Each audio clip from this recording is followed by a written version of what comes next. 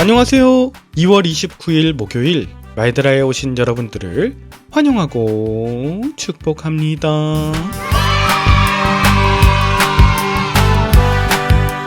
오늘은 2월의 마지막 날입니다. 올해는 윤달이 껴서 2월이 하루 더 많은데요.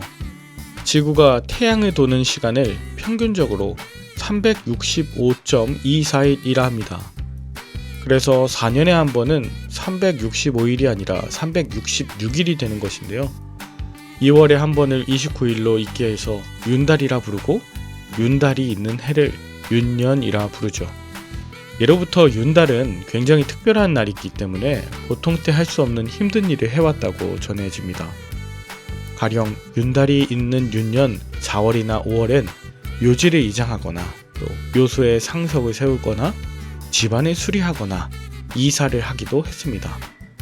그런 의미에서 오늘 이 2월 29일을 어떻게 보내느냐에 따라 올해 전체가 얼마나 기쁨으로 가득한 날이 될 수 있을지 결정된다고도 할 수 있죠.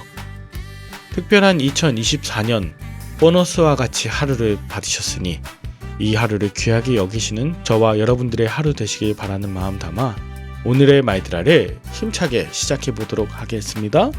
자, 출발!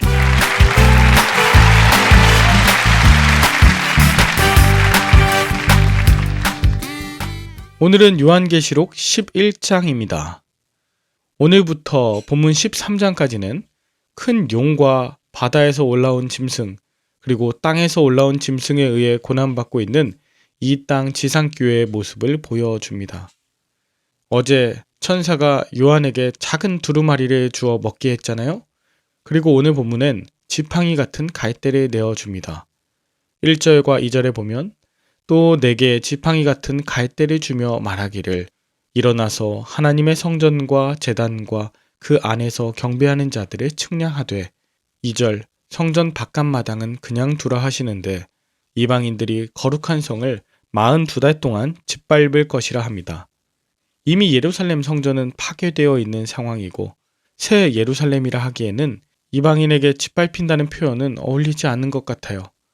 그렇다면 하나님의 성전과 제단은 무엇일까요? 이것은 예수를 모시고 사는 참된 성전, 즉 교회를 의미합니다. 그렇다면 왜 교회를 측량하게 하시는 걸까요? 에스겔 40장과 42장에 하나님께서는 성전을 자신의 소유로 확정하고 보호하시기 위해 성전을 측량하게 하셨습니다.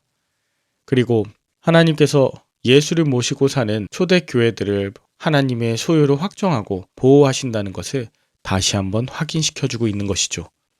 그리고 3절, 하나님은 두 증인을 세우시고 그들이 굵은 베옷을 입고 1260일을 예언할 것이니 그들은 이 땅에 주 앞에 서 있는 두 감람나무와 두 촛대라고 합니다.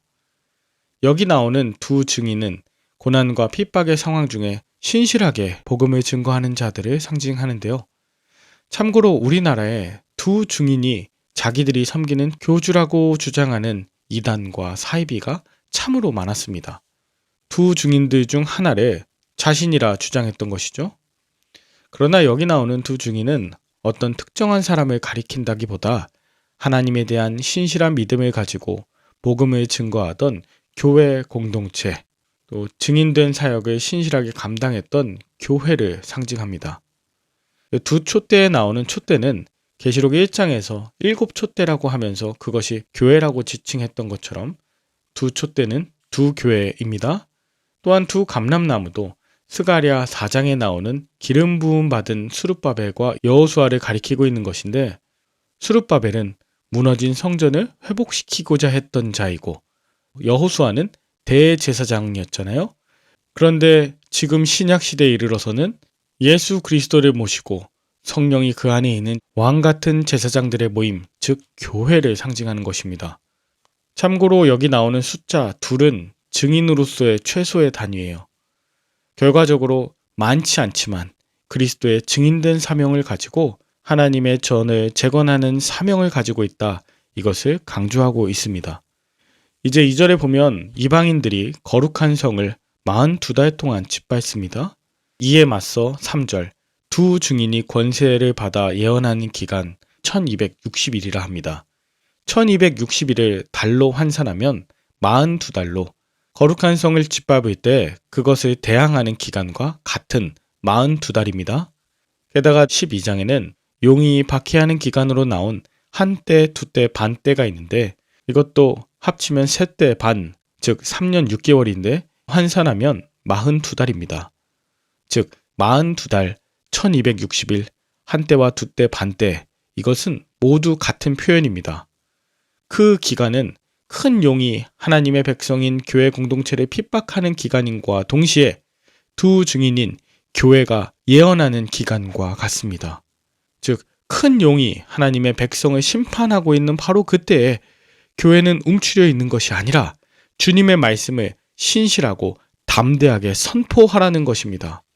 5절과 6절엔 그 증인된 교회가 어떠한 교회인지를 설명하는데요. 5절, 만일 누구든지 그들을 해하고자 하면 그들의 입에서 불이 나와 그들의 원수를 삼켜버릴 것이요. 누구든지 그들을 해하고자 하면 반드시 그와 같이 죽임을 당하리라 합니다. 여기에서 불은 하나님의 말씀을 의미하는데 예레미야 23장 29절을 인용하고 있는 거예요. 하나님의 권능으로 교회를 보호하신다는 약속입니다. 이어서 6절에 보면 그들이 권능을 가지고 하늘을 닫아 그 예언을 하는 날 동안 비가 오지 못하게 하고 또 권능을 가지고 물을 피로 변하게 하고 아무 때든지 원하는 대로 여러 가지 재앙으로 땅을 치리로다 합니다.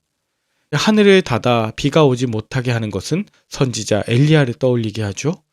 물을 피로 변하게 하는 것은 모세의 사역을 떠올리게 합니다. 엘리야의 말씀을 듣지 않은 아합과 이세벨, 또 모세를 통해 전했던 하나님의 말씀을 무시한 바로와 애굽처럼 교회를 핍박하는 그들에게 반드시 하나님의 권능과 심판이 이루어질 것이라는 환상입니다.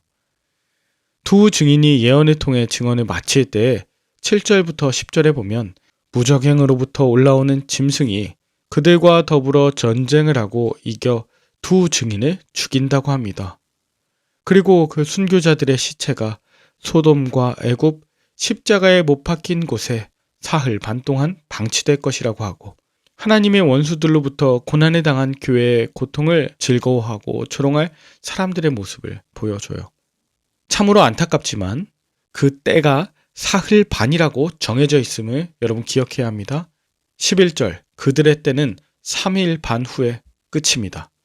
3일 반 후에 하나님께로부터 생기가 두 증인에게 들어가 발로 일어서자 그것을 조롱하며 구경했던 자들이 크게 두려워하기 시작합니다. 역전이 시작되고 있는 것이죠. 이건 교회가 핍박과 환난에 당하여 없어지는 듯하지만 잠시 동안의 고난의 때를 지나면 하나님께로부터 나온 생기, 즉 생명력을 얻어 회복될 교회의 모습을 기대하게 합니다. 그리고 12절, 하늘로부터 큰 음성이 있어 이리로 올라오라. 그래서 하늘로 올라가며 13절, 그때는 큰 지진이 나서 성 10분의 1이 무너지고 지진에 의해 죽은 사람이 7,000명입니다. 그리고 남은 자들은 두려워하며 하늘의 하나님께 영광을 돌리게 되죠. 이제 15절, 일곱째 천사가 나팔을 붑니다. 그러자 천상 세계에 하나님 앞에 있던 24장로가 엎드려 얼굴을 땅에 대고 큰 소리로 하나님께 경배하며 하나님을 찬양합니다.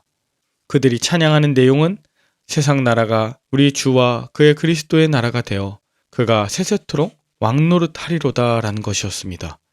이제 세상의 나라가 하나님과 예수 그리스도의 나라로 변했다는 것입니다. 원래 하나님의 것이었죠. 그런데 다시 하나님의 것으로 돌아가는 것을 보여줍니다. 이어서 18절엔 공의로 심판하실 것을 외치고 마지막 19절은 하늘에 있는 하나님의 성전이 열리는데 그 성전 안에 하나님의 언약궤가 보이고 또 번개와 음성들과 우레와 지진과 큰 우박이 있는 것을 보입니다. 이것은 하나님께서 하나님의 백성들과 하신 구약의 언약들을 이루실 것과 또 반대로 언약을 지키지 않는 자를 심판하신다는 것을 보여주는 것이죠. 여러분은 오늘 본문을 통해 무엇을 느끼셨나요?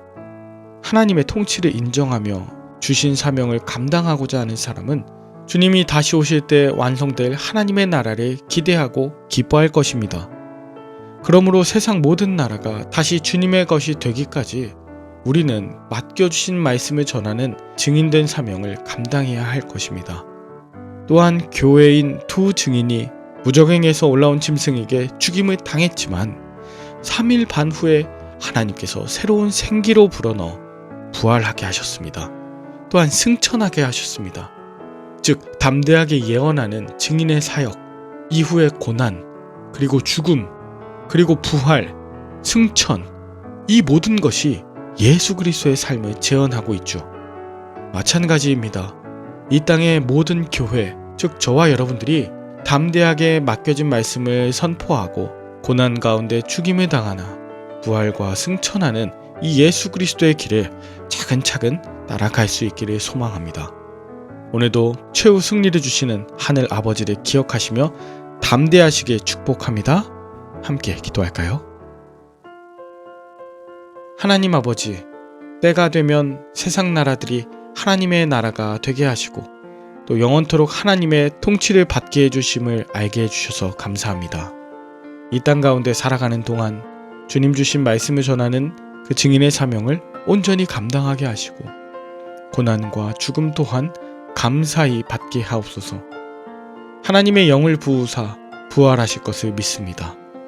또한 승천하여 하나님의 나라에 임하는 그날을 고대합니다. 이 땅에 속하여 살아가지만 예수 그리스도의 삶을 살고 그 길을 걷는 우리 그리스도인들 되도록 은혜를 더하여 주시옵소서. 오늘도 하나님의 구원의 권능을 찬양하며 엎드려 경배하는 예배자로 살겠습니다. 영광과 존귀와 높임을 받으시옵소서. 예수님의 이름으로 기도 올리옵나이다. 아멘. 내일은 3월 1일 공휴일입니다. 민족의 독립을 위해 피를 흘리신 순국 선열들 기억하시는 하루 되시길 바라고요. 저는 다음 주 월요일에 다시 찾아뵙도록 하겠습니다. 샬롬.